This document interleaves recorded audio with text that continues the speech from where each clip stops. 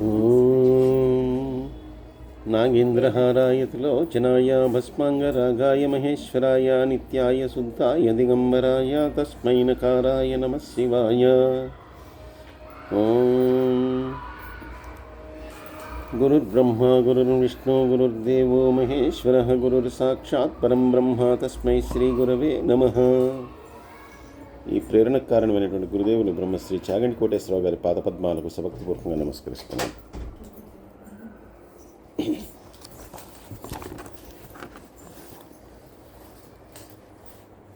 సరే, ఆ పిల్లవాడికి 12 సంవత్సరాల వయస్సు ఉందనే నారదుడు చెప్పాడు. ఆ మాటని విన్నటువంటి భార్య బాధపడుతుంటే ఆ బాధను చూడలేనటువంటి ఈయన బయలుదేరి మళ్ళీ ఆ హరిని గురించి తపస్సు చేయడానికి అని చెప్పి బయలుదేరి వెళ్ళాడండి.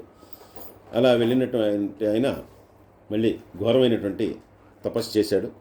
తపస్సు చేసిన తర్వాత మళ్ళీ ఆ శ్రీహరి కొన్ని సంవత్సరాల తర్వాత మళ్ళీ ప్రత్యక్షమయ్యాడు. ప్రత్యక్షమయ్యి, ఏమయ్యా మళ్ళీ అంతకుముందు ఒకసారి తపస్సు చేసావు, అప్పుడు నీకు వరాన్ని ఇచ్చాను, మళ్ళీ ఏం కోరుకుని మళ్ళీ తపస్సు చేస్తున్నావు అని చెప్పి అడిగాడు.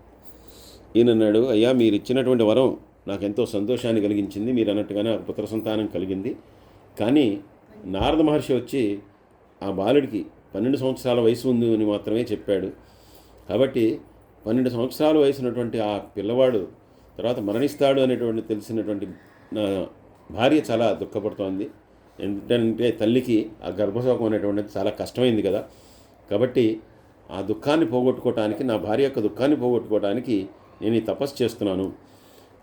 ఎందువల్ల మరి 12 సంవత్సరాల వయసు ఇవ్వబడిందో ఆ పిల్లవాడికి అవన్నీ నాకు తెలియదు, కానీ నాకు ఆ పిల్లవాడికి అటువంటి ఇబ్బంది ఉంది కాబట్టి నేను తపస్సు చేస్తున్నాను అని చెప్పిన తర్వాత అప్పుడు ఈయన శ్రీహరే అతను చెప్తున్నాడు, నీ పిల్లవాడికి 12 సంవత్సరాల వయసు మాత్రమే ఉండడానికి ఆ గండానికి కారణం ఉంది.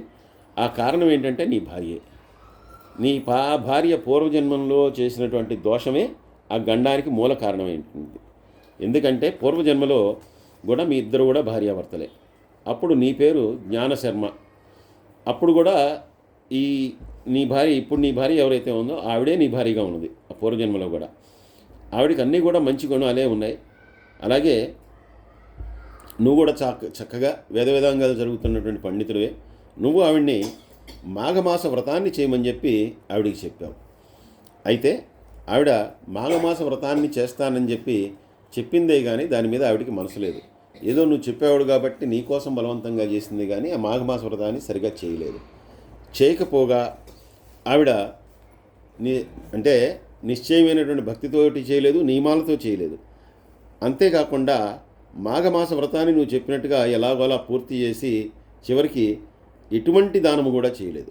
ముఖ్యంగా మాఘ పౌర్ణమి నాడు చేయవలసినటువంటి పాయస దానాన్ని కూడా ఆవిడ చేయలేదు. ఆవిడ ఆ దానం చేయకపోవటం వలన ఇటువంటి గండం ఉంది. అదే విషయాన్ని నీకు నారదుడు చెప్పాడయ్యా. కాబట్టి నీ పిల్లవాడికి అలా అల్పాయు అవటానికి ఇదే కారణం అని చెప్పాడు. అన్నప్పుడు ఈయన, మహానుభావ, వరమిచ్చినటువంటిది మీరు. సాక్షాత్తు మీరు వరమిచ్చిన తర్వాత ఏ గండములు ఉంటే ఏమిటి, ఏ దోషములు ఏముంటే ఏమిటి, అవన్నీ కూడా పోవాలి కదా. మరి అటువంటిది మీరు వరం ఇచ్చినా కూడా పాప పుణ్యాలతో దానికి ఫలమే ఉంటుంది. ఏదైనా సరే మీరే నాకు ఏదో ఒక రకంగా దాని నుంచి నన్ను బయటపడేయండి, నా భార్య దుఃఖాన్ని నేను చూడలేకుండా ఉన్నాను అంటే ఆయన చెప్పాట. అయితే నువ్వు మాఘమాసంలో మళ్ళీ వ్రతాన్ని చేసి గంగోదక బిందువులతోటి నీ పుత్రుణ్ణి తడుపు, అంటే ఆ గంగ నీటితోటి నీ పుత్రుణ్ణి తడుపు. అప్పుడు ఆ పిల్లవాడికి గండదోషం పోయి ఆ చిరంజీవి అవుతాడు అని చెప్తూ మాఘస్నానం అనేటటువంటిది ఆయుష్ని, ఆరోగ్యాన్ని, ఐశ్వర్యాన్ని ఇస్తుందయ్యా. అలాగే మాఘస్నానం చేసేటటువంటి వారి సంతానానికి కూడా ఆపదలు ఏమైనా ఉంటే కనుక అవన్నీ కూడా తొలగిపోతాయి. కాబట్టి మాఘమాస వ్రతాన్ని చేయి. దోషహరమైనటువంటి ఆ మాఘమాస వ్రతం ఏదైతే ఉందో దానికి నేను అత్యంత ప్రీతి చెందుతాను. అలాగే మాఘమాసంలో స్నానం చేసినటువంటి వాళ్ళు ఎవరైతే ఉన్నారో వాళ్ళందరూ కూడా దీర్ఘాయులు అవుతారు, బుద్ధిమంతులు అవుతారు, అలాగే ఆరోగ్యాన్ని కలిగి ఉంటారు. అలాగే మాఘమాసంలో చేసేటటువంటి వ్రతం ఏదైతే ఉందో అది సకలమైనటువంటి కోరికలను కూడా తీరుస్తుంది. ఈ మాఘమాస వ్రతమహిమ ఏదైతే ఉందో దీన్ని బ్రహ్మ, శివుడు, లక్ష్మీ, పార్వతి, సరస్వతి, ఇంద్రుడు, వశిష్ఠుడు, అలాగే జనకుడు, దిలీపుడు, నారదుడు వీళ్ళు మాత్రమే దీన్ని తెలుసుకొనగలుగుతారు. వీళ్ళకి మాత్రమే తెలుసు. మిగిలిన వారు ఎవరు కూడా దీని యొక్క మహిమను పూర్తిగా తెలిసినటువంటి వారు కారు. కాబట్టి నా భక్తులు ఈ మాఘమాస వ్రతాన్ని చేసేటటువంటి వాళ్ళు ఎవరైతే ఉన్నారో వాళ్ళకి దీర్ఘాయువు కలిగి వారి యొక్క ఆపదలన్నీ తొలగిపోతాయి. కాబట్టి ఏదో ఎన్నో జన్మల పుణ్య ఫలితం ఉంటేనే ఇటువంటి వ్రతాన్ని చేసేటటువంటి సంకల్పం వారికి కలుగుతుంది. అలాగే ఎన్నో జన్మల పూర్వపుణ్య ఫలం ఉంటేనే వాళ్ళకి ఆ నదీ స్నానం చేయాలనేటటువంటి ఒక సంకల్పం కూడా కలుగుతుంది. కాబట్టి మాఘమాసంలో స్నానము అలాగే వ్రతము నా యొక్క పూజ అంటే శ్రీహరిని పూజించడం ఇవన్నీ కూడా చాలా మంచిది. కాబట్టి నువ్వు మాఘమాసంలో ప్రాతకాల సమయంలో గంగాజలంతో మీ పిల్లవాడిని తడపవయ్యా, తప్పకుండా నీ మీ పిల్లవాడికి ఉన్నటువంటి గండం తీరిపోతుంది అని చెప్పాట.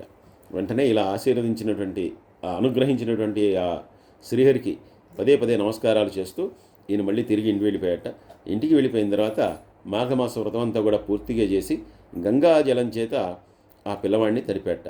ఇలా తడపడం వల్ల ముందర వీళ్ళిద్దరికీ కూడా ఆ పిల్లవాడి మీద ఉన్నటువంటి భయం ఏదైతే ఉందో అది పోయిందిట. తర్వాత వెంటనే ఆయన ఆ పిల్లవాడికి చేయవలసినటువంటి సమయంలోనే చూడాకర్మను పూర్తి చేశాట.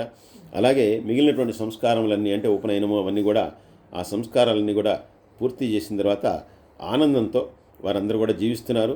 ఆ తర్వాత ఎప్పుడైతే 12 సంవత్సరాల వయసు ఈ పిల్లవాడికి వచ్చిందో అప్పటికే వేదాంగాలన్నీ కూడా ఈ పిల్లవాడికి నేర్పించి వెంటనే శ్రీహరి సాన్నిధ్యంలో ఉండేలాగా ఆయన చేశాట.